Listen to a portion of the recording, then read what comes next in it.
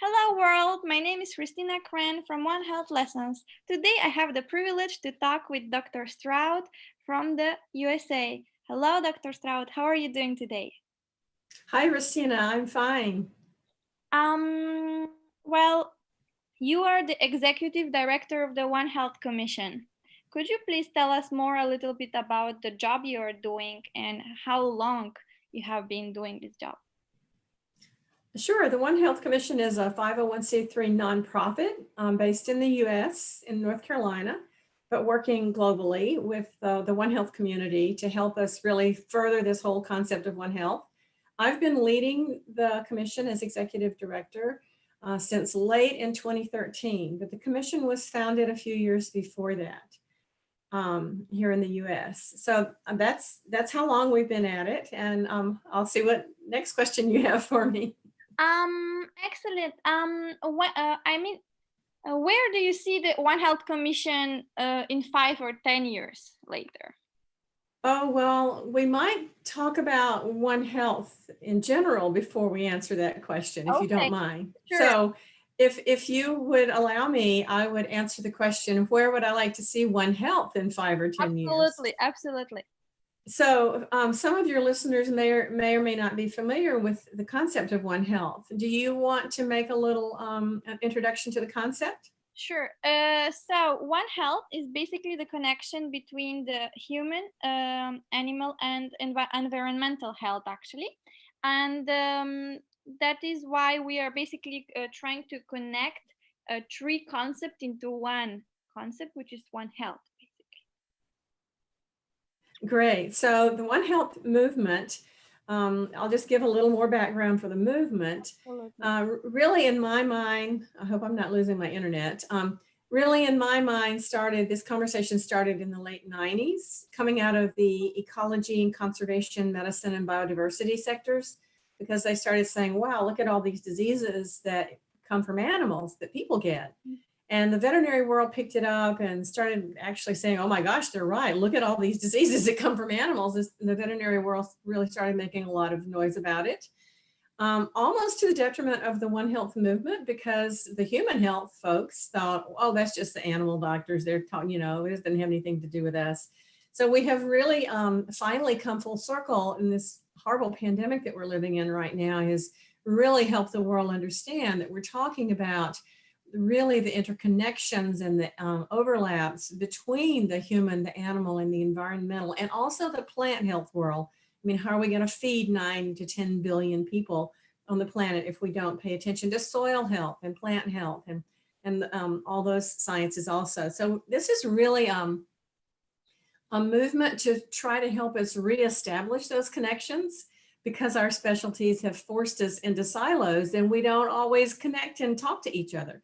So we have trouble sharing information coming out of the different sectors. So if anybody's listening to this who's never heard of this One Health concept before, I hope that will help them understand a little bit about what we're going to talk about here in the next few minutes. So the One Health movement, as I said, we started thinking and talking more about it in the early 2000s, and the term One Health was coined 2003 or somewhere along in there. And more organizations started really trying to open these conversations and further the concept. And we started talking to lawmakers and policymakers. So we've been at this almost 20 years. And this pandemic is now pretty amazing, because now I see lawmakers looking at us and saying, is this what you were talking about? So this is a moment when we really have a very special opportunity to teach the public about One Health. And so you ask me where I want to see the commission in 5 or 10 years. Well, let's talk really first about where I'd like to see One Health in 5 or 10 years. Sure. So I would love to see us have One Health frameworks in place at national level, at all countries, and internationally with the UN. And some people listening to this may or may not realize, but often the FAO and OIE and WHO, those international arms, they're often referred to as the One Health tripartite, because they actually do recognize this concept and how important it is for them to work together. with FAO focused on food and OIE focused on animals and WHO focused on human health. So we're making great strides, but we have a long way to go.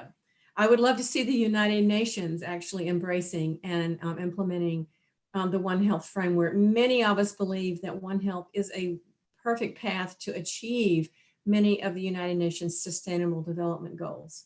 So I would really, truly love to see One Health become the default way of doing business at all levels of academia, research, government, policy, so that we really just kind of naturally framed everything that we did in One Health. And that is not the way we're structured right now. Right now, our federal agencies, it's just like at the United Nations and at the international level, we're focused, like in the US, the NIH is focused on human health, and the USDA is focused on animal health of species of agricultural importance, forgetting about companion animals and wildlife very often. Absolutely, absolutely. So we've really got to find ways to increase our efficiency in prevention of things like this pandemic, by really tying and creating the opportunities and the structures for our agencies, not only across our professions, but across our federal agencies, to really work together. So that's my vision for One Health, so that we have structures in place to tie it all together. Now, for the One Health Commission, an organization that is focused on trying to help the world understand this concept, I hope by 10 years from now, we aren't needed. So that's kind of a thumbnail version of my hopes and dreams for One Health and the One Health Commission. Excellent. I'm really happy to hear that, because definitely in the region where I'm living, we are speaking always about global health, public health, but we are not basically aware about the notion of One Health. So I truly hope that also the work of this commission will be also promoted in the Balkan region where I'm living, actually, hopefully. So did you mention when you introduced yourself where you're located for our listeners? Sure. As I have been doing other interviews as well, most people majority know, but I am currently based in Istanbul in Turkey, which is part of Southeast Europe, actually. Right, but you're from Macedonia, I think, Yes, is what I understood. Yes, I'm from Macedonia, but I'm living for 4 years already in Turkey. So we had a moment to visit before the interview, and I would like to just reiterate how excited I am to see you understanding the concept of One Health, because you're coming from the social sciences, Yes. from languages and arts and history and law and policy. So I'm very excited to have people like yourself understand this concept and then help us move it forward. Because I think one of the questions you mentioned you might want to ask me was, what are some of our greatest challenges? And to me, our greatest challenge to really achieve this vision of making One Health the default way of doing business is to help the public, the lay public, understand this concept and to build it into their thought processes.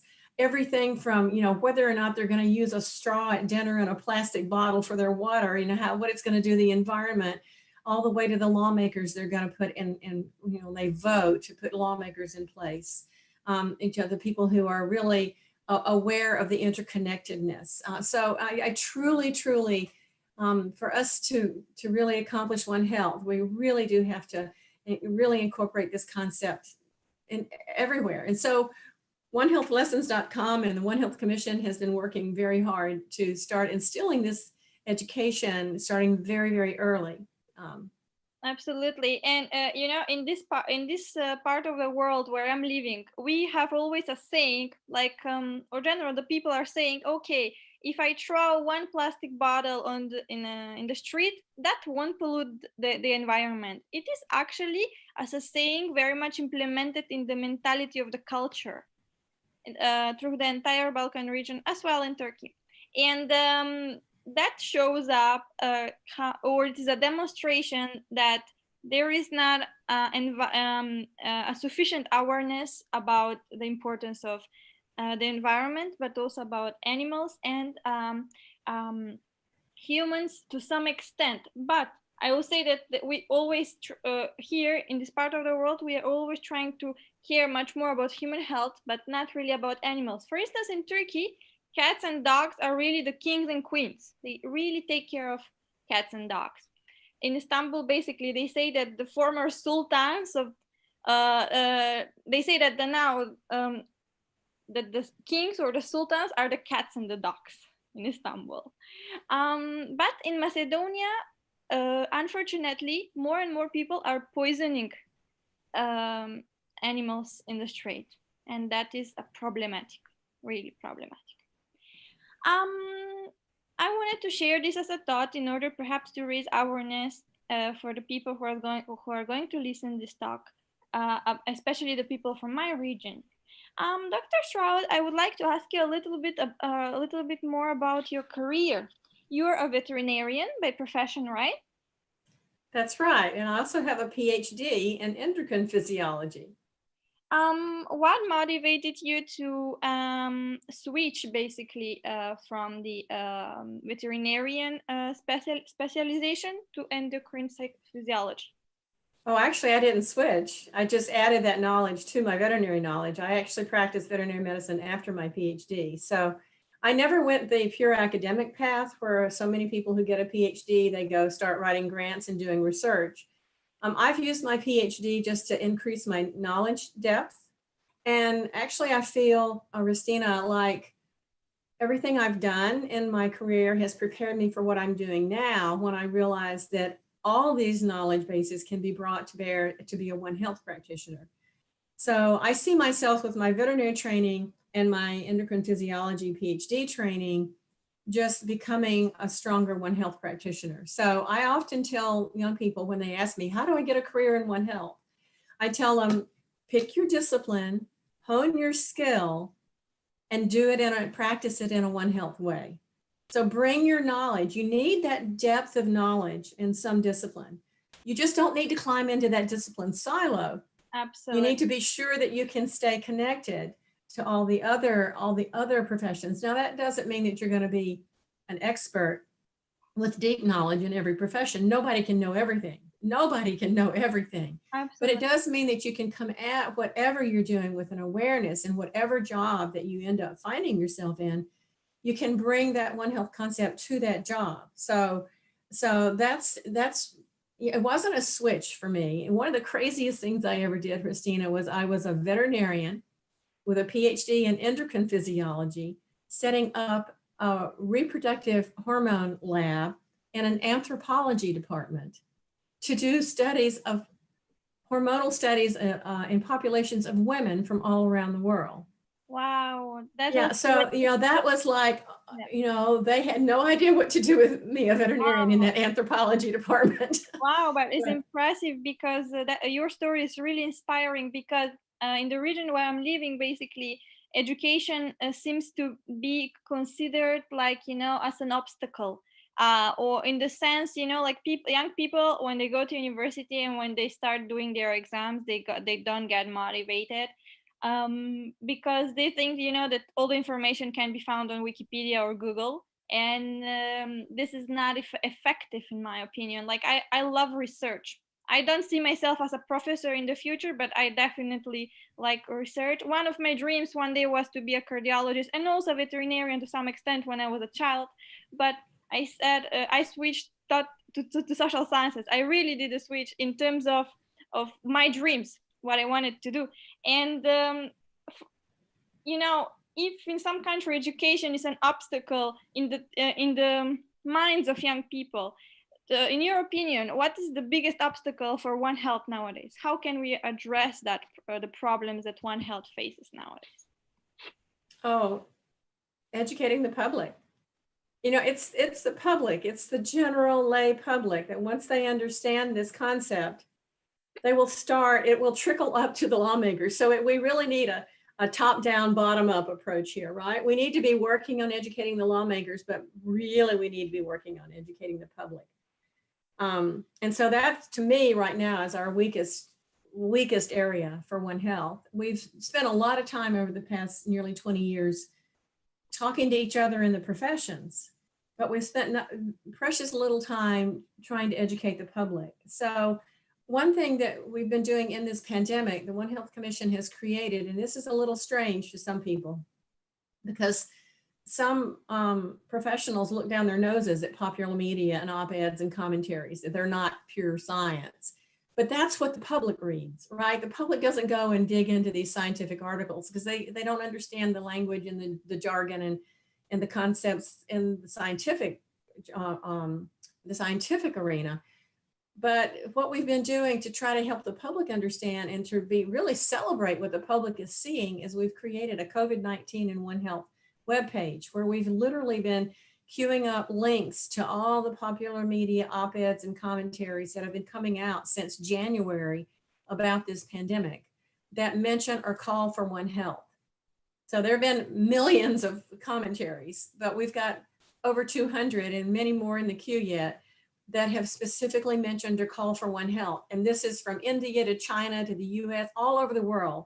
We've queued up these popular media op-eds because that's what the public's reading. So anybody who doesn't know what One Health is, but is curious about how it relates to this pandemic could go and get quite an education on that webpage. So it's our need to help the public, the general public, understand this, which is why I'm so excited about trying to take One Health, knowledge about One Health, the movement One Health, and also about One Health issues like bats having rabies and comparative medicine and translational research and climate change and antimicrobial resistance. All of those are really urgently needed topics that fall under the purview, really are begging for us to do this One Health approach where we bring people together to share our knowledge base from the different professions to address our wicked problems. Absolutely, I totally agree with you. And I'm curious more about the work of One Health Commission in depth. Like, do you have offices in some foreign countries? No, the commission, as nonprofits go, is still a baby nonprofit. We're still very young. So funding is a challenge. So we don't have offices, but we do have everything that the commission does is done with volunteers, and those volunteers come from all over the world.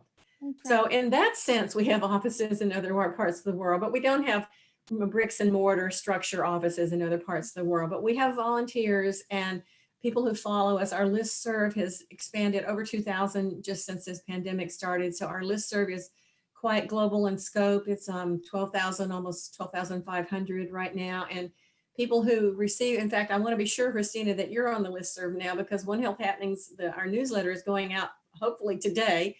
Wow. And it's a great way to share with the world all that's going on around the world for One Health.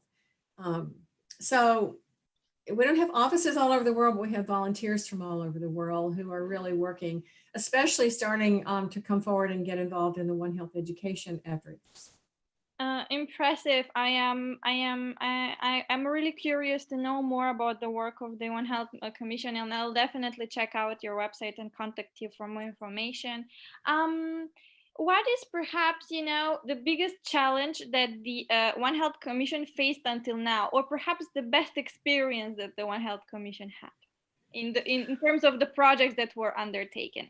The best experience is to be able to create these opportunities for people to get involved, like you've been able to get involved with onehealthlessons.com. It's been, there was really no organization before the commission kind of came on to the scene where just individuals who understood One Health wanted to get involved and help pursue it and help further the concept. So that's been one of the most fulfilling and exciting things, especially the students. We've been able to support and facilitate and encourage the creation of an independent international student One Health Alliance, ISOHA.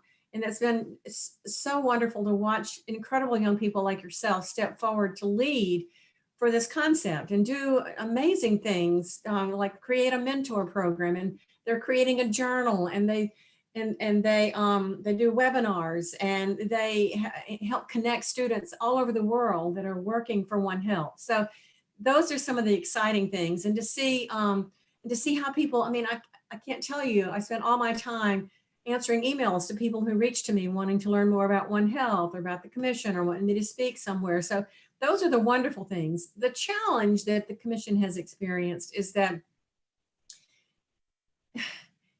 I don't think the world always understands the importance of having an organization that can help us connect and create these opportunities and create the networks and the groups that can do the work for One Health so that we can do the education. And so funding has been a huge challenge. That's been like the albatross around my neck for, as long as I've led this organization. So I'm sure that many nonprofits feel that way, which is why I say we're still a very young nonprofit. I feel like we've been in this, I guess if you think about when the commission was actually started in 2009, and then it, not a whole lot happened for a few years. So we've really been in about a 7-year proof of concept phase to try to show the world this is why an organization like this is needed, so that we can help with get help with the funding. But regardless, we do the work on a shoestring with very little money because of the volunteers.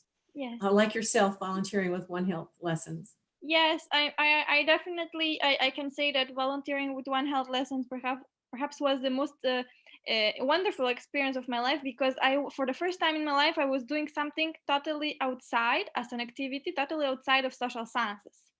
Before I was included with communication, being like a communication officer, doing social media internships, and basically, always trying to promote courses about social sciences, basically about peace and conflict. It's still related to social sciences, but definitely this is something I would like really to learn more about.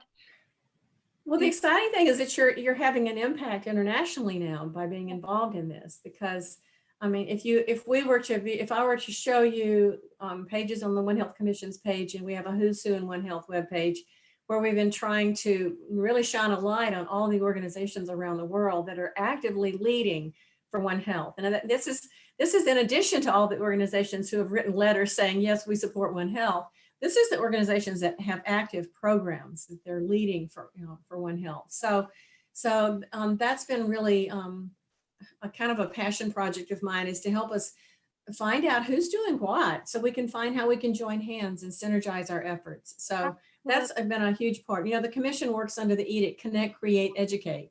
We're trying to connect the global One Health community to create networks and working groups and action teams that can work to educate about One Health and One Health issues. So that's it in a thumbnail right there. Yes, and currently during the COVID-19 crisis or pandemic, we are able to, work online more and hear about many new concepts. So I can say that this year was very productive for me, even though I'm all the time at home because we can't go outside, literally. I definitely think that I did so great things because I was always curious to learn more, and I will definitely try now to promote on my social media pages and on LinkedIn, and tell to my friends and family about the One Health Commission. Definitely will. And I would like to thank you a lot for your time and for giving a great talk about the work of One Health Commission. Hristina, I want to thank you for getting involved in the One Health movement.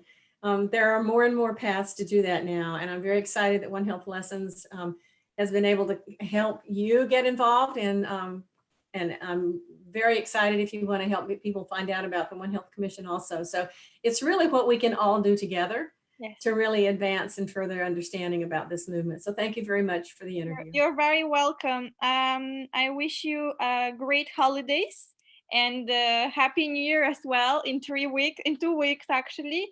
And greetings from Istanbul. Thank you. Thank you again, and be in touch, okay? Sure. Thank you. Bye-bye. Take care of yourself. Bye-bye.